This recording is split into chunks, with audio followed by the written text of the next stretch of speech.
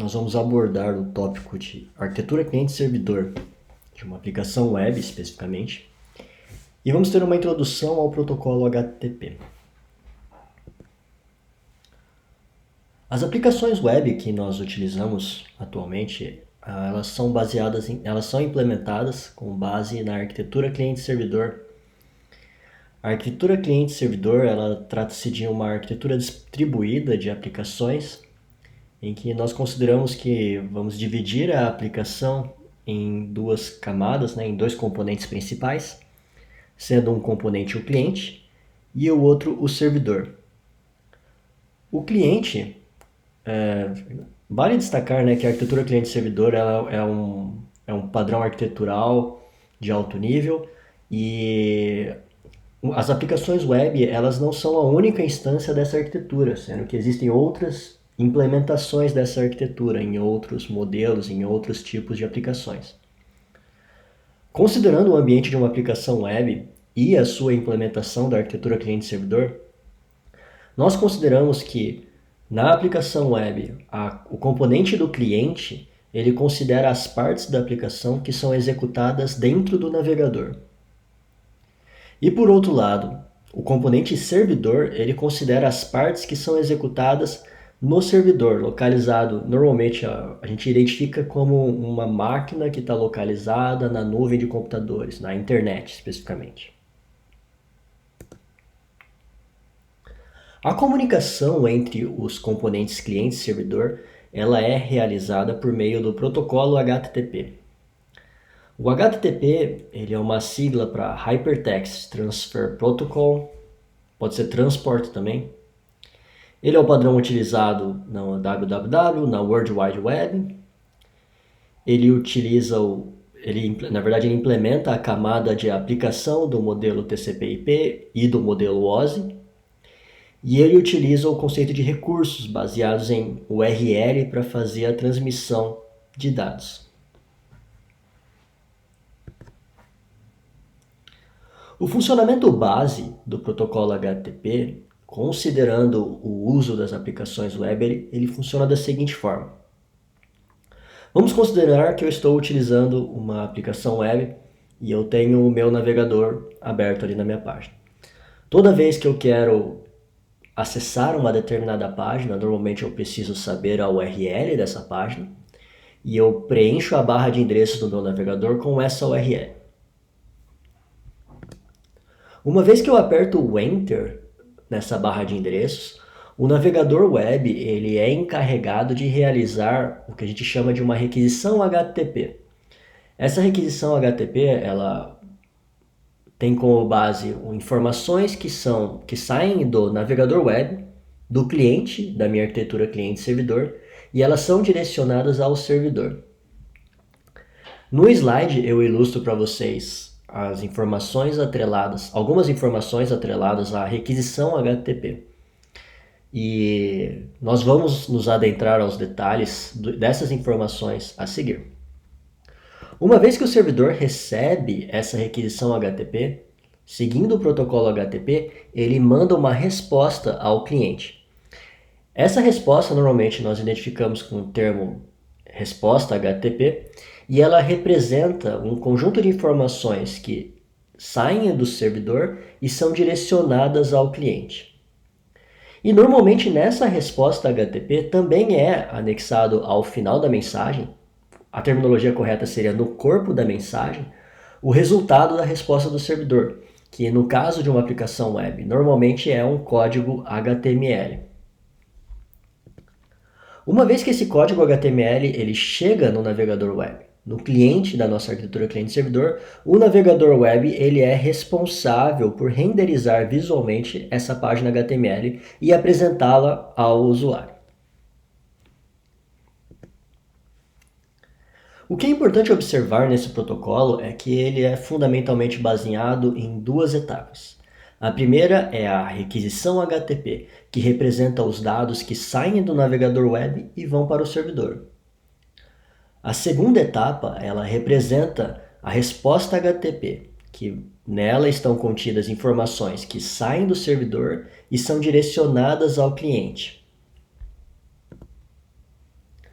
Considerando a requisição HTTP, na primeira linha de resposta da requisição HTTP, normalmente a primeira palavra que aparece é um verbo, e esse verbo ele indica o tipo da requisição. No exemplo que eu apresentei para vocês, o primeiro verbo que aparece é o verbo get.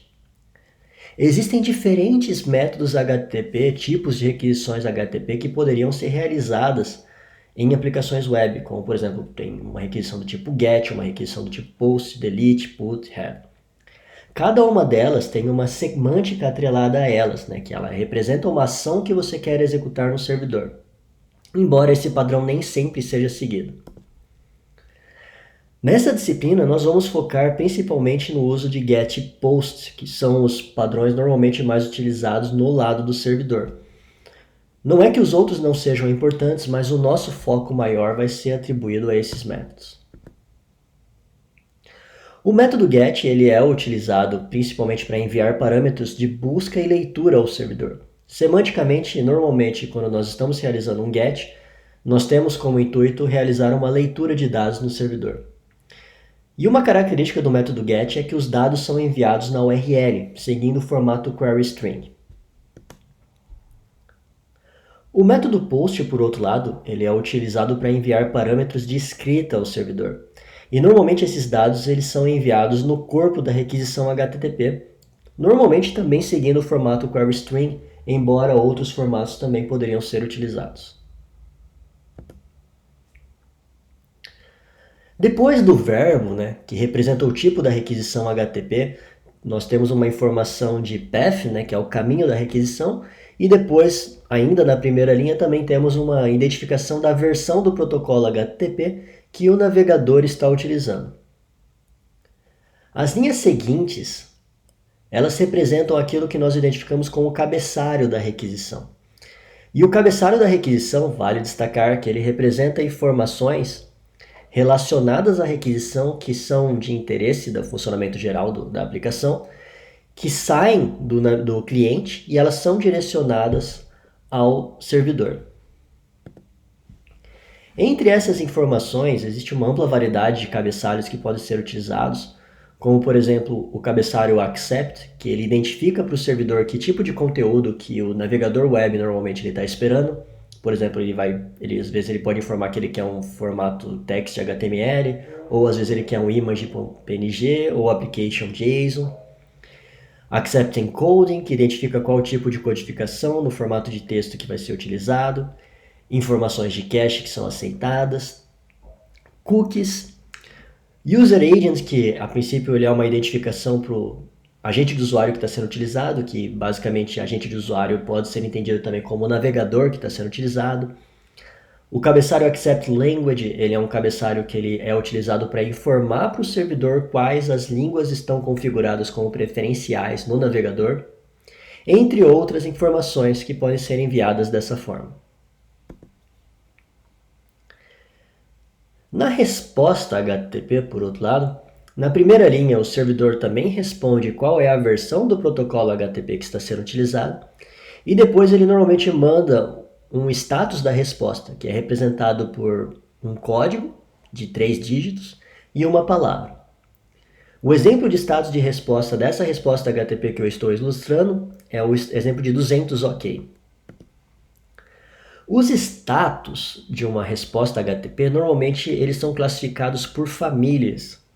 E essas famílias basicamente são divididas em 5, sendo que a primeira família indica as mensagens de 100 a 199, que representam mensagens informacionais, de 200 a 299, que indicam sucesso na transação, de 300 a 399, que representam redirecionamento do cliente, de 400 a 499, que indicam um erro por parte do cliente, e de 500 a 599, que representam um erro por parte do servidor.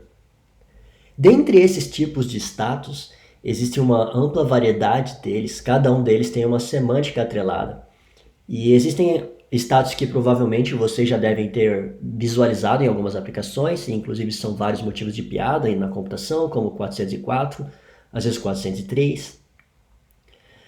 E existem alguns tipos de status que provavelmente vocês já devem ter visualizado em aplicações, como 302 ou que representa um redirect temporário, por exemplo, e ele normalmente é observado quando você tenta acessar, por exemplo, uma determinada aplicação e essa aplicação fala que você não pode acessar o recurso porque você não está logado e ela te redireciona para a página de login da aplicação, quando você, por exemplo, tenta acessar uma determinada aplicação.